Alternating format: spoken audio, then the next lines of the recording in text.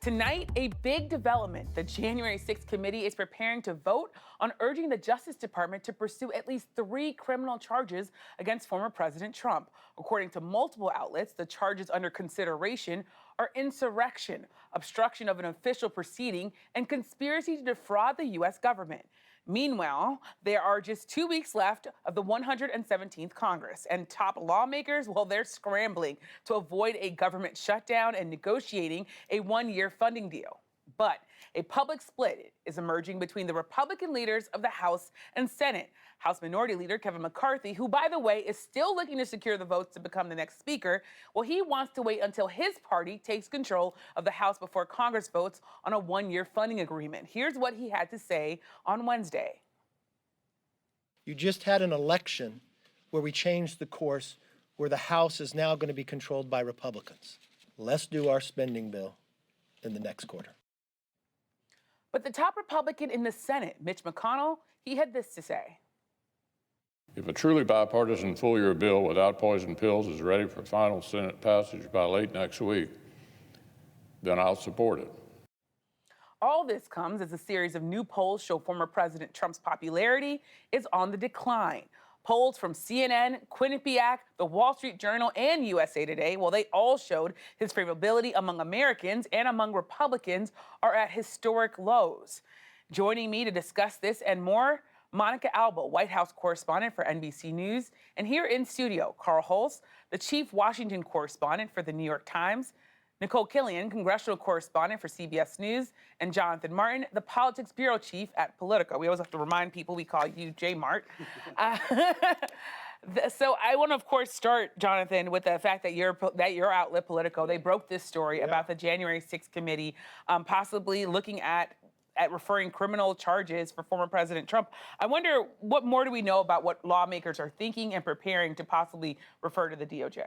Well, first of all, you have to take a step back here. It's extraordinary that the U.S. Congress is considering urging the Justice Department, a separate branch of government, to pursue the most serious kind of criminal charges against a former president. We truly are in uncharted territory here in the history of the country, certainly in modern times. I think from a political standpoint, Yamiche, I think this is going to be one more rock, if you will, and a pretty darn heavy one in the load that Trump is carrying as he goes into 2023 and 2024. You flash the polls there on your screen. A lot of people in the GOP, some publicly, many more privately, who really want to move on. And I think this kind of indictment, even if there's not a conviction, if an indictment does come from the feds, one comes in Atlanta over the Georgia election dispute, I just think it galvanizes that sense among Republicans that let's just turn the page. And Carl, you've been obviously on Capitol Hill for a long time covering this. Jonathan's really calling this uncharted territory. I wonder what you're hearing from lawmakers, but also, are they concerned that the DOJ could do nothing here, that they could see these criminal referrals and just do nothing? I was going to say, this is, in some ways, it's symbolic because the Justice Department doesn't have to do anything, but what a symbol, right, that the House is going to deliver these findings. I think there's a lot of interest among lawmakers and certainly among Liz Cheney to just disqualify Trump, make it so Trump is disqualified from political office and from running, even if he never goes to jail. And this is part of the effort to do that, to make him just not a credible candidate. You know, his taxes are at issue right now in the House as well. As time's running out, what are Democrats going to do with those taxes they now have? So this is a really, it's just striking, as J-Mart said, that a select committee of the House is going to say that a former president of the United States mounted a coup. I mean, it's extraordinary, Nicole. When you think about just the fact that this committee could come to this decision on Monday. I wonder what you're hearing overall about their decision making. With some outlets saying that maybe the decision isn't final, but with others saying that the decision's basically been made. Also, I'm wondering, when you think about the overall report that's going to be released next week, sort of what is the impact there? Well, I think this is not completely and totally unexpected if we do see these criminal referrals made next week when the committee holds its business meeting and then subsequently releases its final report. At the end of the day, the committee sunsets at the end of the year, so they have to produce a product. But also, I think the committee has been building the case from day one. I mean, you'll remember that long stretch of hearings that we saw over the summer where they methodically laid out their case then against the former president. And this is also in line with some rulings that we have seen from a federal court judge with respect to those Eastman emails. John Eastman, of course, being that controversial attorney who authored this memo to overturn the election. So in that legal battle, there was a federal judge that actually suggested that the former president may have committed some potentially illegal activity, whether that was conspiracy to defraud the federal government or potentially obstruction. So this is also in line with at least what one federal judge has previously ruled in that Eastman case. So again, not a huge surprise from the committee, but certainly part of the outcome and product of their work. And to Carl's point, I think, you know, the big question is whether or not the DOJ will pursue action if and when they make these referrals going And they have forward. their own investigation going on themselves, and, you know, can incorporate this, and maybe this gives them some momentum. But Yeah, because they're looking at a number of issues, including the aftermath of the election and the lead up to January 6th, but also the classified documents issue. We know the feds are looking into that. So there are sort of two parallel tracks already set up. What the feds are already looking into, and now what this committee is going to be trying to turn over to them. I would just say real fast, I think the bigger surprise would have been if the 1-6 panel hadn't referred criminal charges after all these months and months and all these hearings and investigations. I think it was pretty clear from the start where this was headed, and it was headed directly at Donald J. Trump. Yeah, and Monica, you know, Joey Mount gives us this imagery, all the rocks that former President Trump is carrying. It's just getting heavier and heavier. I wonder what former President Trump, or I should say, I wonder what President Biden, rather, and the White House officials that you're talking to every day, I know that they all want to be independent of the DOJ, but they have to be looking over at what the January 6th committee is doing, especially as former President Trump is running for president again. So, Monica, what are you hearing? Certainly, Yamiche, and this is a White House that is content to sit back and watch this all unfold and continue to be problematic for the former president. That is absolutely their top line, that they're not going to comment on matters that the Department of Justice continues to investigate, and they don't want to at all appear to be directing or giving any influence in that, whether the president or the press secretary. That's something we've heard time and time again. But just yesterday, you saw this was a White House that was happy to troll the former president. That major announcement that he had teased that ended up being those digital trading cards. They put out their own tweet saying, okay, we have some major announcements here as well, highlighting some of the work of the administration in the last week, bringing Brittany Griner home, keeping gas prices low. So they are happy to have a tongue-in-cheek approach to some of that. But when it comes to the matters of incredible importance and preserving democracy, in the words of President Biden, that he has talked about January 6th repeatedly, not wanting to give his comment on the investigation specifically, but how important that is as a theme. That was a huge theme that Democrats and he tried to really push in the final weeks of the midterm. So when I talk to the White House, they say that they are very happy to just continue to watch this, that polling that shows former President Trump in, fading away, that there isn't that much appetite potentially for him to be the nominee again. They're okay. They say, hey, we can let that go, and we're going to continue our plans no matter what. Of course, that brings in the question of 2024 inevitably. And as President Biden continues to mount what all signs point to as a reelection, they're prepared whether Donald Trump is the nominee or not, because they believe they're going to really paint this, whoever the Republican nominee may be, as ultra MAGA Republicans, which they felt was a dominating message that helped Democrats defy expectations in November. And I definitely am going to get to the digital trading cards and the polling. But Carl, I want to have to come to you because there's also the issue of government funding, right? There's this big issue looming over here. I want to put up for folks, we should put it up, the tweet that from Manu, our friend Manu Raju at CNN. He tweeted about Senator Lindsey Graham, who was talking about what's going on there. He said, who's likely to back the omnibus bill. He said that Lindsey Graham told him this when he asked him about sort of the GOP issues. Backing government funding. They are having enough problems trying to find a speaker, much less pass a bill. That's what Senator Lindsey Graham is saying. Someone we have to remind people is a Republican. What are your sources telling you about sort of the concern that there might be a government shutdown? And what do you make of the fact that we're seeing Republican on Republican fighting here? Yeah, well, I think that's going to be an interesting portent for the future. I think that what's going on, this is Congress at its worst, but this is the way it works now. You have to wait to the end of the year to jam everything through. I think that they'll probably get a deal, and it's the oldest reason in the books. It's pork. These bills have a bunch of earmarks for a lot of people, including the two top members of the Senate Appropriations Committee who are both retiring. This is their last chance, and they're taking advantage of it. If you go with a continuing resolution or you write a new bill next year, all those earmarks disappear. And to Lindsey Graham's point, I think Mitch McConnell is looking at what's going on in the House right now and saying, they can't elect a speaker. How are they going to pass a bill next year? We don't want to deal with this immediately next year. Ukraine funding is in there. Mitch McConnell wants to get the deal done. The question for me is a lot of people think Kevin McCarthy is a member of what we call the vote no, hope yes caucus, that he actually wants this to go through too and is just positioning himself like this for his speaker's race. I don't know if that's exactly true, but I do think that the sense on Capitol Hill that I've gotten in the last few days is that we'll get done, but it'll be like next Friday. And I think the proof will be in the pudding, because we know that appropriators have been working on that long-term, year-long spending package. We think we'll see some of that text Monday, but if we don't, that could potentially be a warning sign. But we know the top line on that is $1.7 trillion.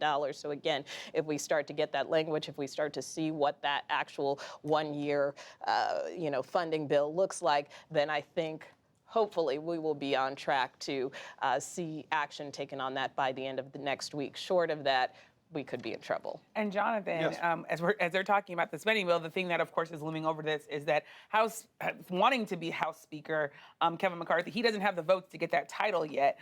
I wonder what you make of the fact that we're seeing now this sort of open split between the House and the Senate on the Republican side, while Kevin McCarthy is looking for the votes. You told our producers that the House and the Senate GOP, they might even be different parties here. Tell us a little bit about that. No, I mean, I think, look, the last session of Congress, because Democrats have majorities, you mentioned both chambers, I think this was kept under the surface. But there's real tensions between the House GOP and Senate GOP, just at a sort of cultural and stylistic level, for one, but also increasingly on policy as well. There's an old line, the Senate is a country club and the House is a truck stop.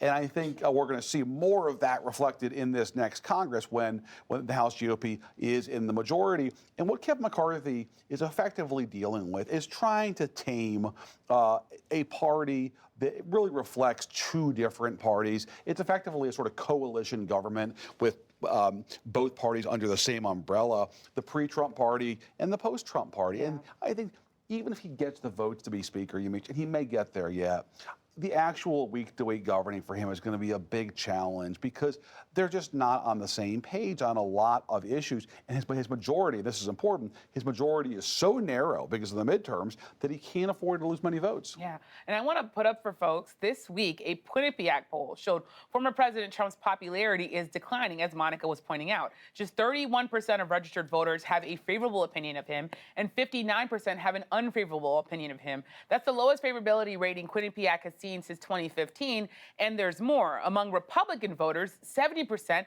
have a favorable opinion of Trump, and that number for the folks that are watching this, that number may seem very high, but it is in fact the lowest favorability among Republicans in a Quinnipiac poll since March 2016. So, Jim, I want to come back to you. What are you hearing from Trump world about these poll numbers? And also, how real is this? Because as someone who's covered Trump for years, we've seen him go, we've seen him, the Republican Party say, we can't deal with this guy, time and then again. they sort of run back.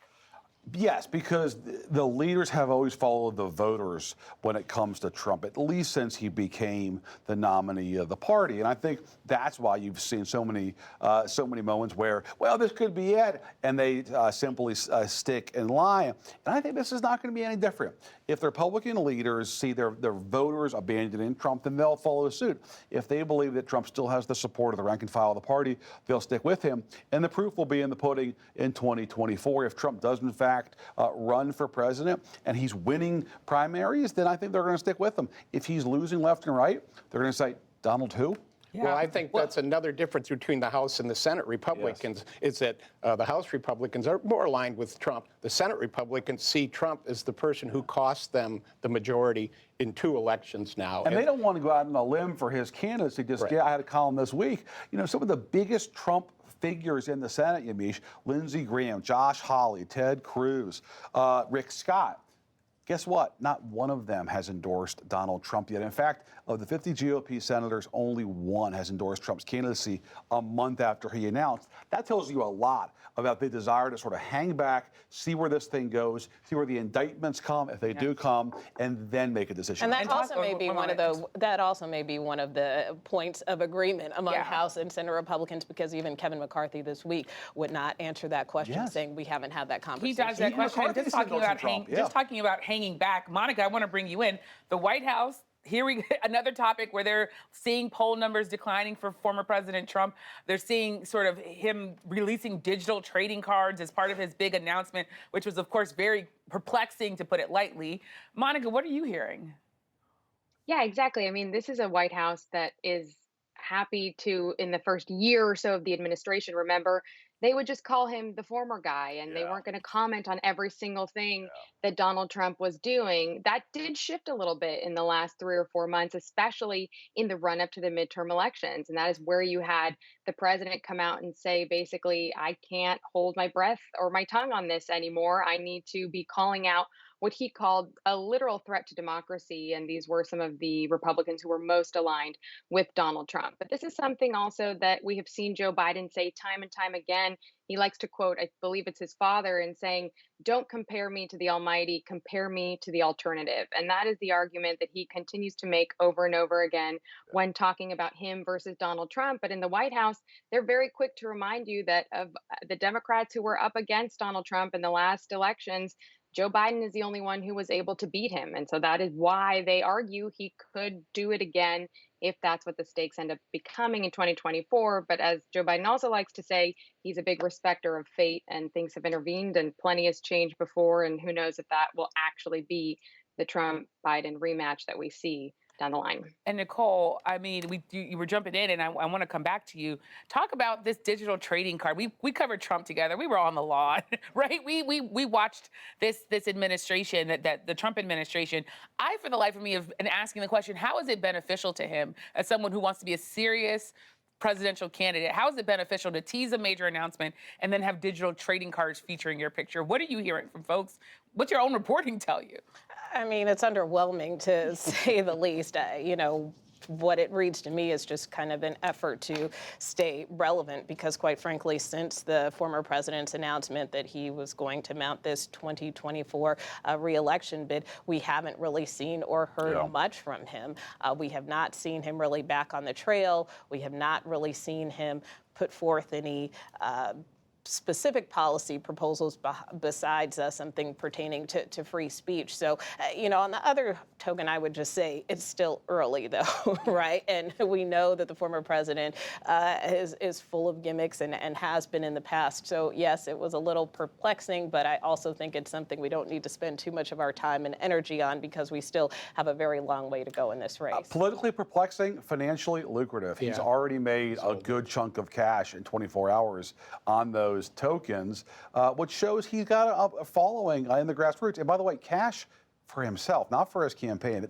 This is cash that he can use to be liquid. So that's going to help, I think, with some of his future expenses. But of course, it's embarrassing for a lot of people in the party to have him doing this. It does seem beneath the office, and it does raise questions about, is there quality control at Mar-a-Lago? Where are the advisors saying, no, sir, this is not going to be helpful to your winning the nomination again. This actually is beneath the office. And are they saying that? Or are they not saying it at all? That's, to me, the question is, what are the folks around him saying? And are they going to have any pull this time around in terms of trying to control Trump? It was the announcement that launched 1,000 memes, but it also felt like the home shopping network, right? That's it. The whole thing was just, they should not have done it. Yeah.